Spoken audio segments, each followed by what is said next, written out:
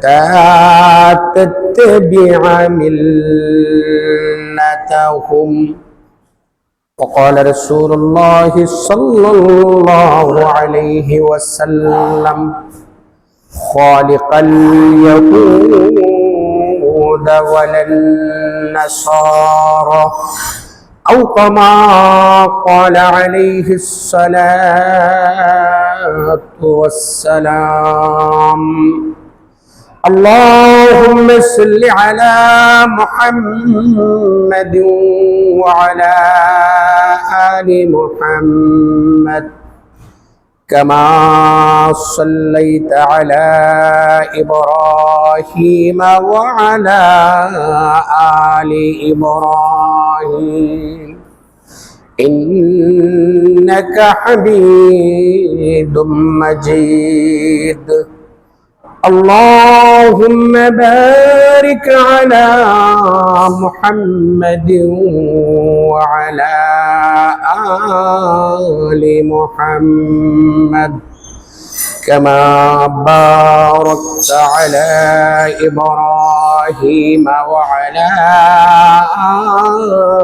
آل إبراهيم إنك حميد مجيد. سبحانك لا علم لنا إلا ما علمتنا إنك أنت العليم الحكيم. আলহামদুলিল্লাহ, আল্লাহ পাক রব্বুল আলামিনের দরবারে লাখ কোটি শুকরিয়া জ্ঞাপন করছি যে আল্লাহ পাক রব্বুল আলামিন আপনি আমাদেরকে শাওয়াল মাসের দ্বিতীয় জুমায় জুমার নামাজ জামাতের সহিত আদায় করার জন্য আমরা মসজিদে এসে একত্রিত হইতে পেরেছি। এই জন্য আল্লাহ পাক রব্বুল আলামিনের আলিশান দরবারে শুকরিয়া জ্ঞাপন করি, বলি আলহামদুলিল্লাহ। যেই সময়ে আমরা নিশ্চিন্তে, নির্দ্বিধায়, নির্বিঘ্নে, নির্ভয়ে সকালবেলা ঘুম থেকে উঠে নাস্তা পানি শেষ করে একটু সময় পেরিয়ে আবারও গোসল করে খুব ভালোভাবে পবিত্র হয়ে সুন্দর জামা পরিধান করে আতর খুশবু ব্যবহার করে নির্ভয়ে নির্বিঘ্নে রাস্তা দিয়ে হেঁটে মসজিদে জুমার নামাজ পড়ার জন্য আমরা এসেছি। ঠিক সেই সময়ে পৃথিবীর আরেক প্রান্তের আমার মুসলমান ভাইয়েরা অসহায়, নিরুপায়, বয়ে কাতর, জড় সড়, পেটে ক্ষুধা, বুকে তৃষ্ণা, মনে স্বজন হারানোর বেদনা, বিটে হারা, মাটি হারা, ঘর হারা, বাড়ি হারা,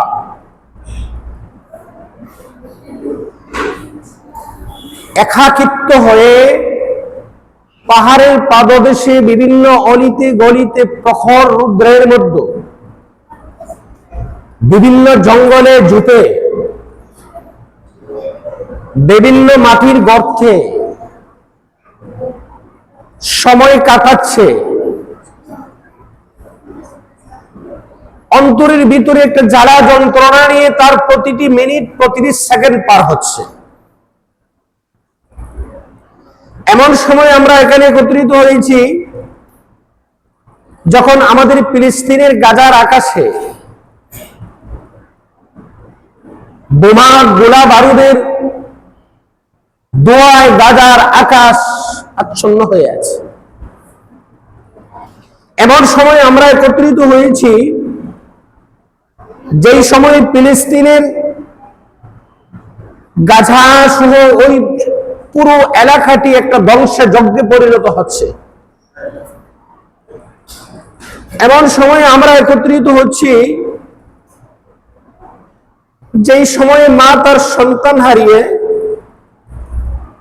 তার স্বামী হারিয়ে নিজেও পঙ্গু হয়ে পেটে ক্ষুধা নিয়ে বুকে জ্বালা নিয়ে রাস্তার কিনারায় হাহাকার করছে। যেই সময়ে ছোট্ট অবুঝ শিশুরা, 5 বছর 6 বছরের বাচ্চারা, যারা মায়ের কোলে থাকার কথা, যারা মায়ের বুকে থাকার কথা, তারা মা বাবা হারিয়ে পেরেশান হয়ে হন্না হয়ে পাগলের মতো রাস্তায় ঘুরছে। যেই সময় গাজার পুরো জমিনটা রক্তে রক্তাক্ত হয়ে যাচ্ছে, যেই সময় ছোট্ট শিশু রাস্তার কিনারায় একটু খাবার, একটু রুটির টুকরার জন্য আত্মনাদ করছে,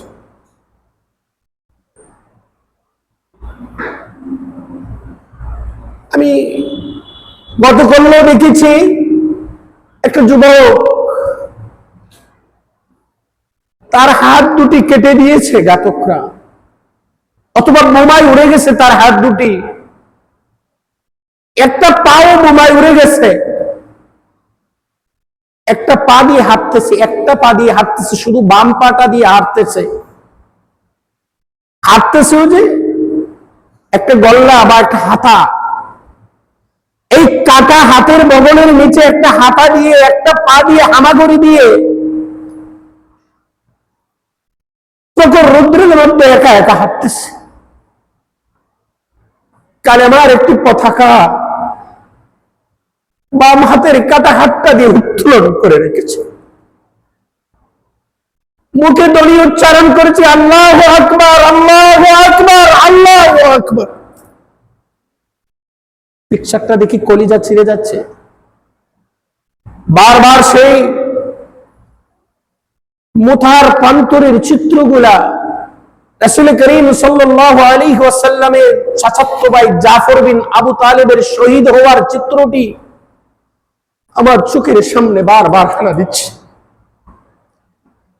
রাত্রের বেলা ওই পিকচারটা দেখে কয়েক ঘন্টা পর্যন্ত ঘুমাইতে পারি নাই।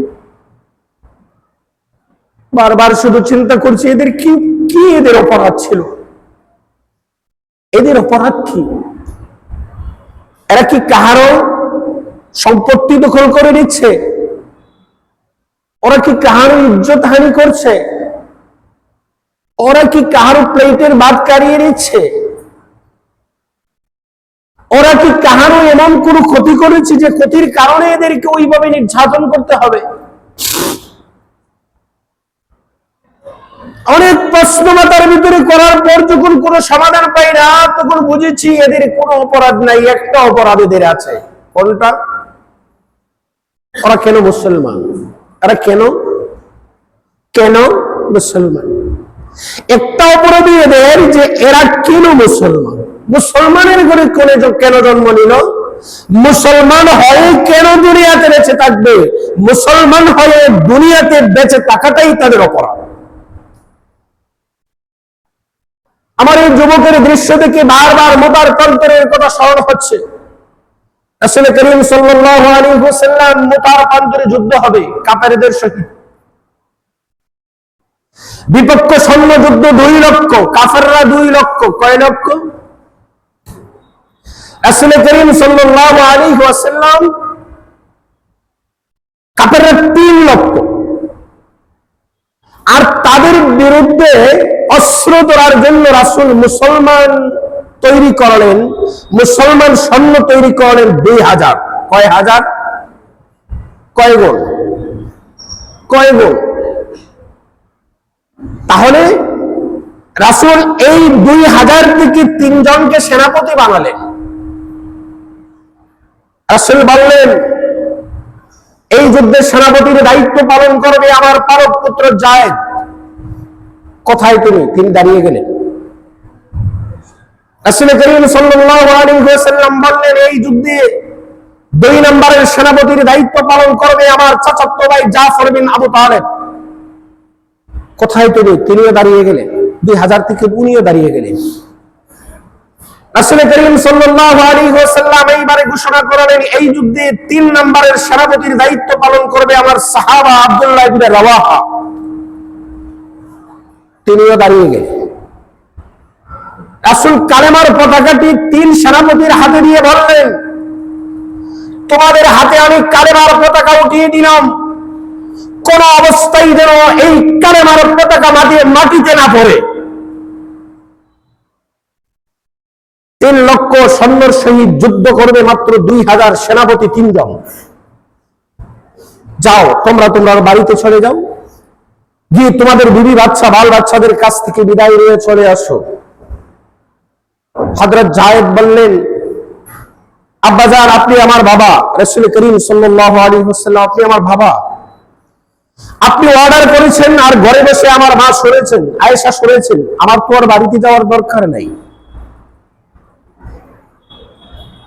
হযরত জাফর বিন আবু তালেব বাড়িতে চলে গেলেন। জাফর বিন আবু তালেব বাড়িতে গিয়ে দেখেন তার স্ত্রী কোরআন তেলাওয়াত করতেছে ঘরের ভিতরে। জাফর বিন আবু তালেব বাইরে থেকে ডেকে বলেন, ওগো আমার প্রাণের স্ত্রী, কোরআন পড়া একটু বন্ধ করো, আমি তোমার স্বামী জাফর বিন আবু তালেব এসেছি, কোরআন পড়া বন্ধ করো, আমার সালাম নাও। রাসূল করিম সাল্লাল্লাহু আলাইহি ওয়াসাল্লাম মুতার প্রান্তরে আমাকে 2 নম্বরের সেনাপতির দায়িত্ব দিয়েছেন। ওগো আমার প্রাণের স্ত্রী শোনো, রাসূল আমাকে 2 নম্বরের সেনাপতির দায়িত্ব দিয়েছেন। আমার আগেও একজন আছে, আমার পরেও একজন আছে।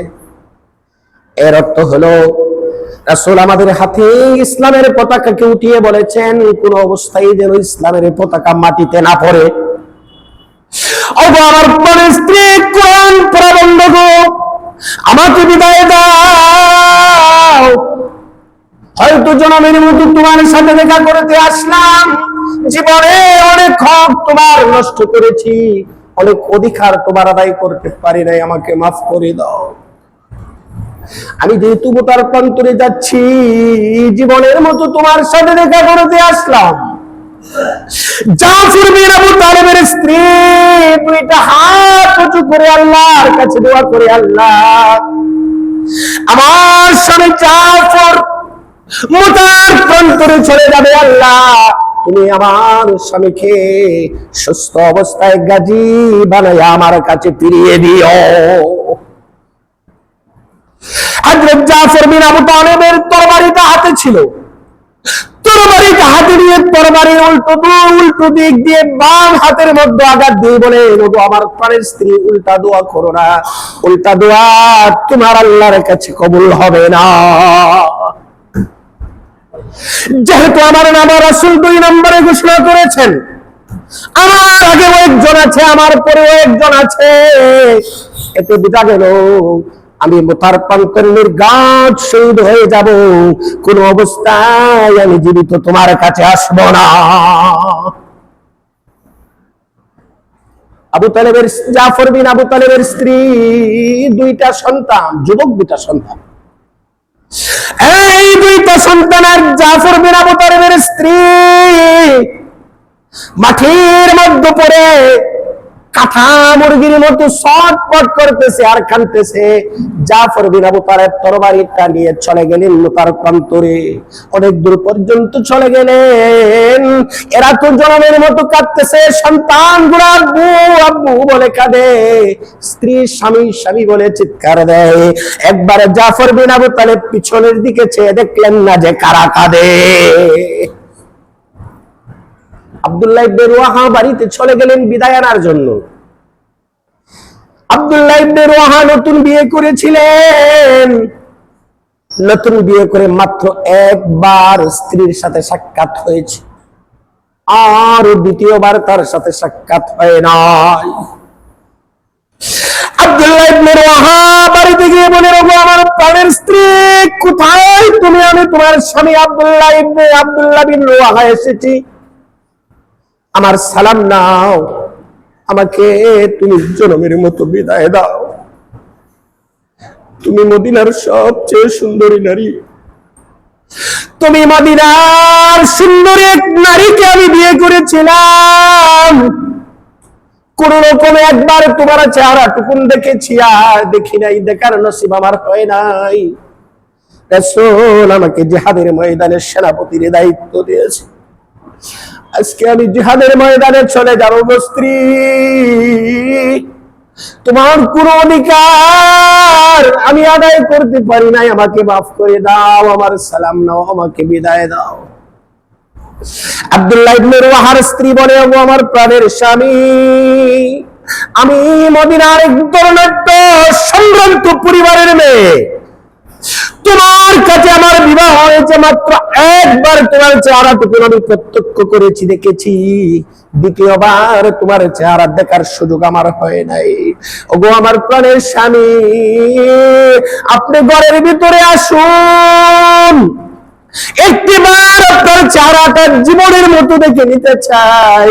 কাল হাসরের ময়দানে লক্ষ লক্ষ কোটি কোটি মানুষের সামনে যখন আল্লাহ আমাকে উঠাবেন, ওই দিন যেন তোমাকে আমি স্বামী হিসাবে তোমার চেহারাটা পরিচয় করে নিতে পারি।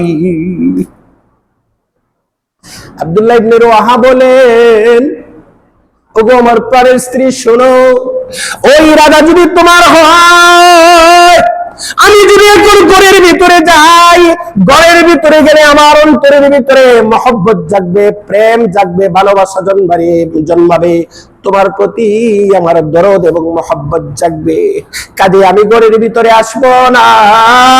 এই ইরাদা যদি তোমার হয়, কাল হাসরের ময়দানে যে মাবুদ মাওলার জন্য আমি প্রাণ দিতে যাইতেছি, যে মাবুদ মাওলার জন্য আমি জীবন দিতে যাইতেছি, ওই মাবুদ মাওলাই তোমাকে এবং আমাকে স্বামী স্ত্রী হিসাবে পরিচয় করাইয়া দিবেন।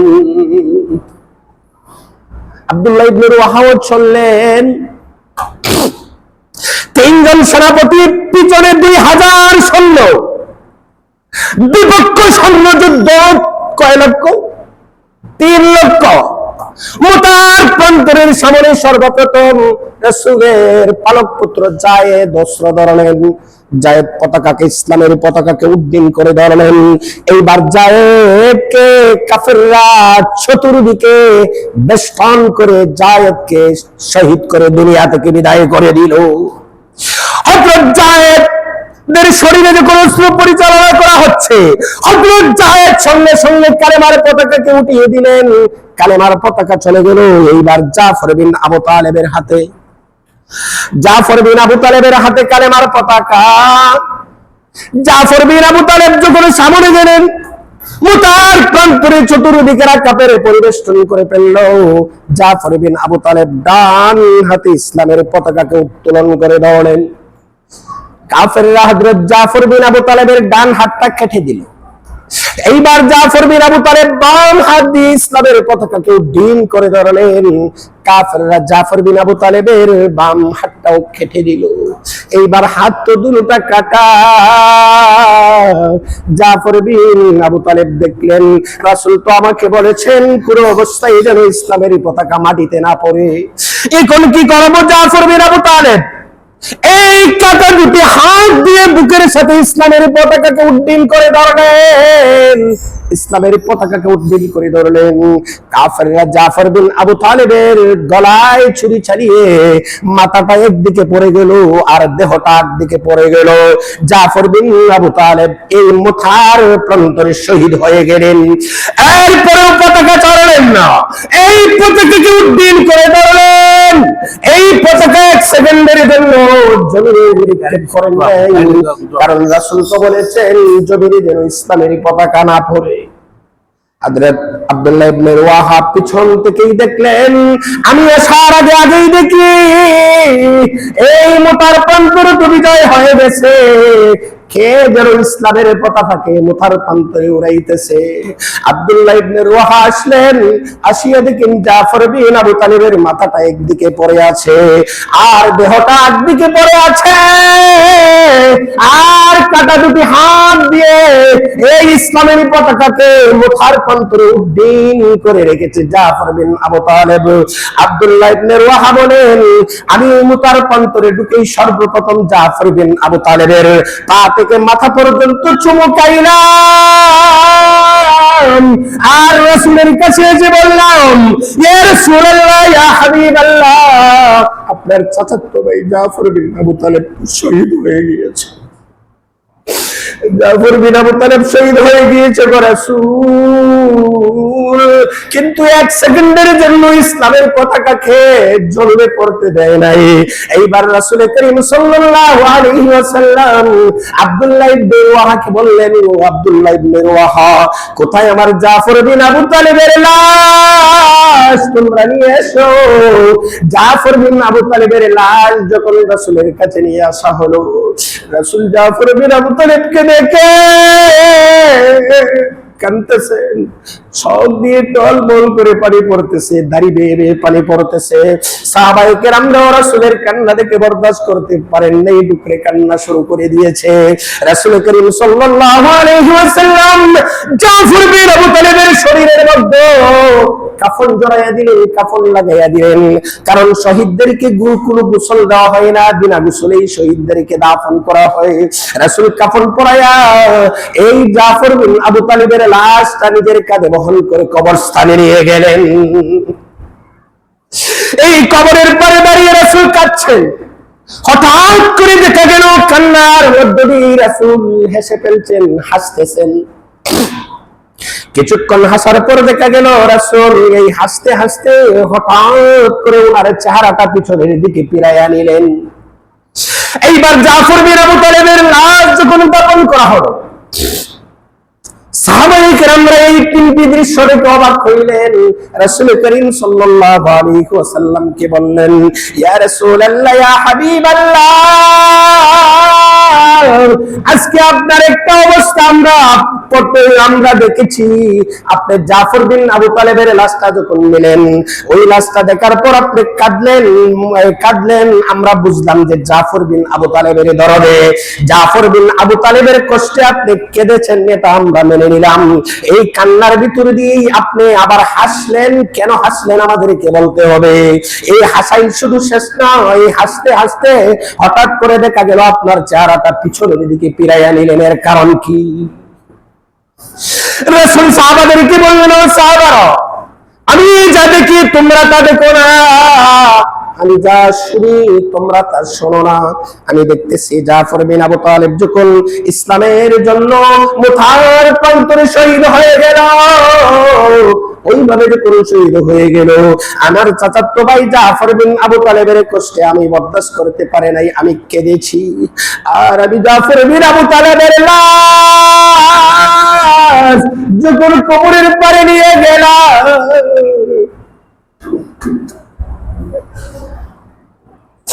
আমি দেখতেছি জাফর বিন আবু তালেবের জন্য জান্নাতের 8টি দরজা খুলিয়া গিয়েছে। জান্নাতের সাজ সরঞ্জাম দেখে আমি রাসূল খুশি হয়ে হাসতেছি। এইবার আমি হাসিরত অবস্থায় জান্নাতের সুখ সরঞ্জাম দেখে আমি খুশি হয়েছি। এমন অবস্থায় দেখি জান্নাত থেকে একদল এরা দলে দলে জাফর বিন আবু তালেবকে ইস্তেকবাল জানিয়ে নেওয়ার জন্য আসতেছে। এই জান্নাতের হুরগুলা এত সুন্দর, এই জান্নাতের হুরগুলার শরীরে এমন মিহি পাতলা শাড়ি, পাতলা কাপড়, যেই পাতলা কাপড়ের কারণে জান্নাতের হুরগুলার এই শিরা উপশিরায় যে রক্ত চলাচল করে তাও দেখা যায়। এমনকি জান্নাতের হুরগুলা কাপড় এলোমেলো হয়ে যাচ্ছে, তাদের লজ্জাস্থান পর্যন্ত দেখা যাচ্ছে। এই জন্য আমি লজ্জায় অবনত হয়ে মুখটা ফিরাইয়া নিলাম। এই হচ্ছে তাদের। আমরা তো মনে মনে ভাবতেছি যে ফিলিস্তিনের মাটিতে যারা শহীদ হয়ে গেছে তারা কত কষ্ট করতেছে, তারা কি অবস্থা হচ্ছে। এই করুণ অবস্থা দেখে আমরা বরদাস্ত করতে পারতেছি না। কিন্তু তারা তো দেখতেছে তাদের এই যুদ্ধ তো আজকে একদিন নয়, 1 বছর নয়, 5 বছর নয়, 100 বছর নয়, 1400 বছর যাবৎ চলতেছে। ওইভাবে উত্তরাও উত্তরাও পাকড়াও একবার ওরা দখল করে, আরেকবার মুসলমানরা নিয়ে নেয়, আরেকবার ইহুদিরা দখল করে বাইতুল মুকাদ্দাসকে আবার মুসলমানরা নিয়ে নেয়, একবার তাদেরকে গাজা থেকে বিদায় করে আবার তারা গাজায় বাসস্থান শুরু করে দেয়। এইভাবে উত্তরাও পাকড়াও হইতেছে, এইভাবে দরাও পাকড়াও হইতেছে। এরপরেও তারা ইহুদিদের হাতে মাথা নত করতেছে না। আমরা বাংলাদেশের মুসলমান যদি হইতাম, আমার বিশ্বাস বাংলাদেশের উলামায়ে কেরামরাই ফতোয়া বোর্ড বইতো, বইয়া সাইরা এরা তালিল কইরা হইতো জান বাঁচানি তো ফরজ, কইরা এরা স্যালেন্ডার করতো। ঠিক না বেঠিক? কি এদের ইমানের অবস্থা, কি ইমানের অবস্থা! বাবার সামনে সন্তানগুলোকে জবাই করে দেওয়া হচ্ছে, মায়ের সামনে সন্তান রক্তাক্ত হচ্ছে, একটি পরিবারে 5টা 7টা 10টা লাশ পড়ে আছে, কাপড়ের কাপড় পাওয়া যাচ্ছে না, দাফন করার মতো কোনো লোক পাওয়া যাচ্ছে না, এরপরেও তারা ইহুদিদের হাতে মাথা নত করে না। এখন পর্যন্ত কারজাইকে ওরা দোষারোপ করে নাই, তোমার অপরাধের কারণে, তোমার এই ভূমিকার কারণে, তোমার এই অবস্থানের কারণে আমার এই অবস্থা হচ্ছে, এমন কোন দোষারোপ করে নাই। হাসতে হাসতে ওরা জীবন দিয়ে দিচ্ছে। আজকে সজল হারা, সর্বহারা, মাটি হারা, বিটি হারা, গোর চারা, বাড়ি চারা, আজকে এদের কি অবস্থা! বলবেন যে হুজুর এই অবস্থায় আমাদের কি করণীয়? আমাদের কিছু করণীয় আছে না? আল্লাহ রাসূল তো বলেছেন গোটা পৃথিবীর মুসলমানদের একটা দেখে নাও, গোটা পৃথিবীর আল মুসলিমুন কারাজুলিন ওয়াহিদিন ইস্তাকা আইনুহু ইস্তাকা কুল্লুহু ইস্তাকা রাসুহু ইস্তাকা কুল্লুহু। রাসূল বলেন গোটা পৃথিবীর মানুষ যেন একটা দেহ, ওই দেহের যদি আমি আঙ্গুলের মধ্যে ব্যথা হয়, আঙ্গুলের মধ্যে ব্যথা হওয়ার সাথে সাথেই সারা শরীর ব্যথায় ব্যথিত হয়ে যায়। আমার চুক্কে ব্যথা হলে সর্বাঙ্গে ব্যথা ছড়িয়ে পড়ে, আমার মাথায় ব্যথা হলে সারা শরীর ব্যথায় ব্যথিত হয়ে যায়। ঠিক তেমনি রাসূল বলেন গোটা পৃথিবীর মুসলমান একটা দেহের ন্যায়। পৃথিবীর এক প্রান্তের মুসলমানের যদি কষ্ট হয়, অপর প্রান্তের মুসলমানের যদি এই কষ্টে ব্যথিত না হয়, অন্তরের ভিতরে ধাক্কা না লাগে, কষ্ট না লাগে, তাহলে বোঝা গেল ওই মুসলমান পরিপূর্ণ মুমিন এবং ঈমানদার হইতে পারে নাই। তাহলে গাজার মুসলমানদেরকে এইভাবে শহীদ করে দিচ্ছে, আমাদের কি করণীয়? আমরা মুসলমান হিসাবে করণীয়, এই অবস্থায় আমাদের মুসলমান হিসাবে করণীয়, বাংলাদেশের রাষ্ট্রপ্রধান যিনি আছেন, বাংলাদেশের উপদেষ্টা পরিষদের প্রধান যিনি আছেন এবং অন্তর্বর্তী সরকারের প্রধান যিনি আছেন, তার কাছে অনুমতি চাওয়া, আমাদেরকে গাজায় যেতে দিন, আমরা মুসলমান ভাইদের সাথে যুদ্ধ করে শহীদ হয়ে যাব। ওয়াল্লাহি কসম করে কাফারা দিতে হবে না। আমার মনের অবস্থাটা এমন হচ্ছে, এই মুহূর্তে যদি সরকার থেকে অনুমতি পেতাম যে সেখানে যাওয়ার মতো পরিবেশ সরকারিভাবে করে দেওয়া হচ্ছে, যাইতে আমাকে কেউ বাধা দিবে না, খোদার কসম এই মসজিদ থেকেই বের হয়ে যাব, বিবি বাচ্চার কাছ থেকে বিদায় নিব না, চলে যাব মুসলিম ভাইদেরকে রক্ষা করার জন্য। জীবন যদি চলে যায়, জীবন চলে যাবে, জীবন তো একটাই, মরণে একবারই হবে। জীবন কয়টা? একটা, মরতে হবে না একদিন। কুকুর শিগালের মতো 1000 বছর বেঁচে থেকে লাভ আছে? 1000 বছর কুকুর শিগালের মতো বেঁচে থেকে কোনো লাভ নাই। সিংহের মতো গর্জিয়ে 5 মিনিটের জিন্দেগি উঠত, হকের উপরে থেকে সিংহের মতো গর্জন দিয়ে 5 মিনিট বেঁচে থাকেন, 5 মিনিটই আপনার জন্য যথেষ্ট। 500 বছর পর্যন্ত বেঁচে থাকার অতুরুটি কোনো প্রয়োজন নাই। নাম্বার 2, আমরা অনুমতি চাইব, সরকার তো আমাদেরকে অনুমতি দেবে না, যাইতে তো দেবে না। যাইতে যেহেতু দেবে না, আমাদের তো পাখা নাই, উড়াল দিয়ে চলে যাব। করবটা কি? 2 নাম্বার যে পদক্ষেপ, এই পদক্ষেপটি হলো আমরা তাদের পণ্যগুলাকে বর্জন করব, পণ্যগুলাকে আমরা বর্জন করব। একটা প্রবাদ আছে, যারে মারতে পারি না হাতে, তারে মারব বাতে। গোটা পৃথিবীর মুসলমানেরা যদি ঐক্য হয়ে যায়, একটি ইসরায়েলি পণ্য আমি ব্যবহার করব না, আমার জীবন চলে যাইতে পারে, ইসরায়েলি পণ্য আমি মুসলমান হয়ে ব্যবহার করতে পারি না। আমি তো ইরাদা করছি, জীবন চলে গেল এখন না, শুধু মরণের এক মুহূর্ত পর্যন্ত একটা ইসরায়েলি পণ্য আমি ব্যবহার করব না। আমি পণ্য কেনার আগে আমি আমার মোবাইলে স্ক্রিনে এনে রেখেছি ইসরায়েলি পণ্যগুলা। দোকানে জিনিস কিনতে গেলে স্ক্রিনের সঙ্গে মিলে রেখি ইসরায়েলি পণ্য কিনা। কতগুলো আমার দোকানে মেহমান গিয়েছে, বললাম একটা ঠান্ডা নিয়ে আসে, নিয়ে গেছে 7 আপ। সঙ্গে সঙ্গে 7 আপটা আমি চুড়ে মেরেছি, চুড়ে মেরে বলেছি, আর কোনোদিন আমার স্টাফদেরকে বলেছি 7 আপ, স্পার্ট এইগুলা কোনোদিন, কোকা কোলা এইগুলা কোনোদিন আমার দোকানে এনে দেবে যদি কাহারও জীবনও চলে যায়।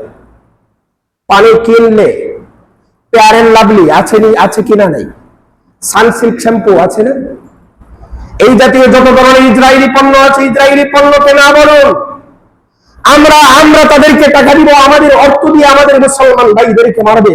জেনে রাখেন, আপনি ইসরায়েলি পণ্য কেনার কারণে একটি টাকা বাণিজ্য করে, বাণিজ্যের টাকা দিয়ে তারা শক্তি যোগাচ্ছে, অস্ত্র যোগাচ্ছে, আমার মুসলমান ভাইদের উপরে ওরা খেপেছে, আমার মুসলমান ভাইদের উপরে অস্ত্রগুলো ঠেকাবে।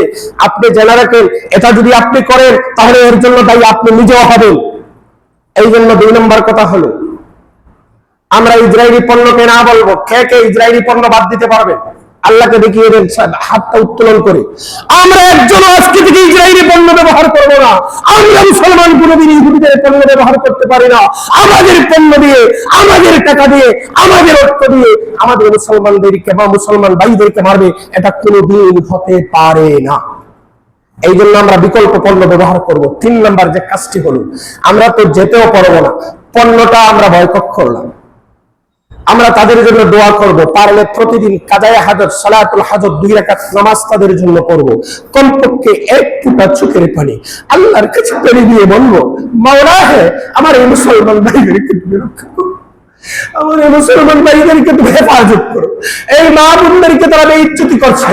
আমি দেখেছি একটা অন্তঃসত্ত্বা মহিলা, গর্বে তার সন্তান, ঘর নাই, বাড়ি নাই, কিচ্ছু নাই, চাটিয়ার ময়দান, এই ভাঙ্গা, এই বিল্ডিং এর ভাঙ্গা কংক্রিটের উপরে পড়ে আছে মেয়েটা, বুরকা পরা, আরেকটা ছোট বাচ্চা তার মাথার কাছে আছে।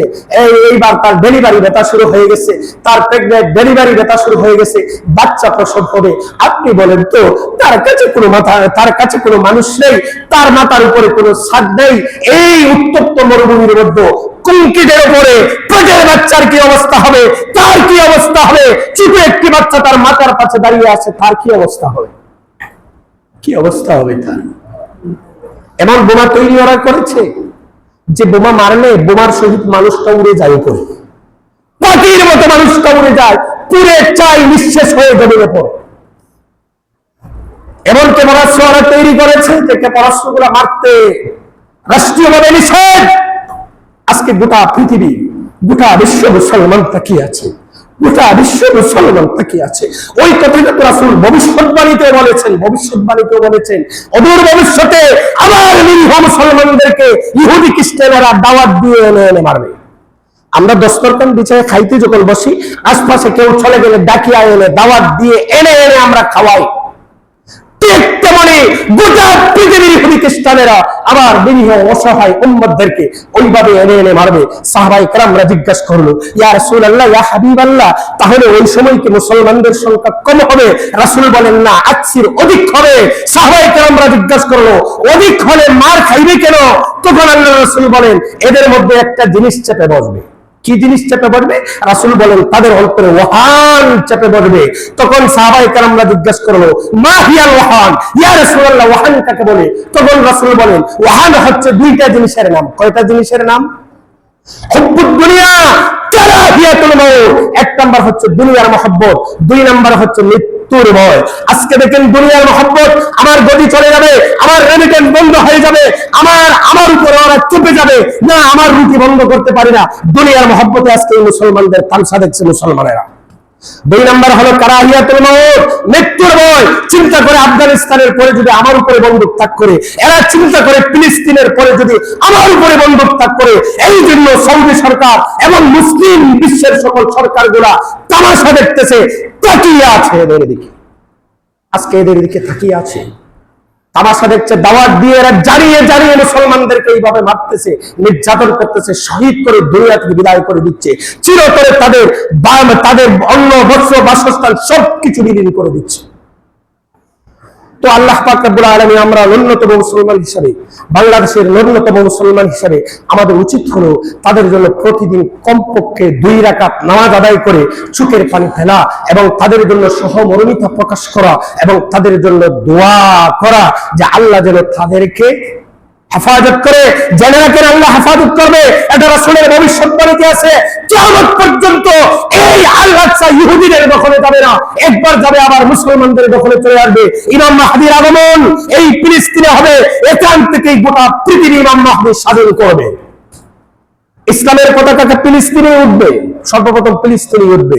এই ফিলিস্তিন থেকে ইসলাম সরাতে পারবে না কোনো অবস্থায় না, মুসলমানদেরকে নিশ্চিহ্ন করে দিতে পারবে না কোনো অবস্থায় না। রাসূলের কথা, রাসূলের বাণী কোনোদিন মিথ্যা হতে পারে না। আল্লাহ পাক রব্বুল আলামিন আমাদেরকে তাদের প্রতি সহানুভূতি প্রকাশ, বিশেষ করে তাদের পণ্যগুলাকে টার্গেট করতে হবে। আমি পণ্যগুলা কোনো অবস্থায় ব্যবহার করতে পারবো না। মনে করে তুই এর প্রোডাক্টগুলো তো ভালো, এমন মনে মনে অনেকের আছে না, এর চেয়ে ভালো প্রোডাক্ট অন্যান্য কোম্পানি বা অন্যান্য দেশের নাই, আমি ওইগুলা ব্যবহার করব।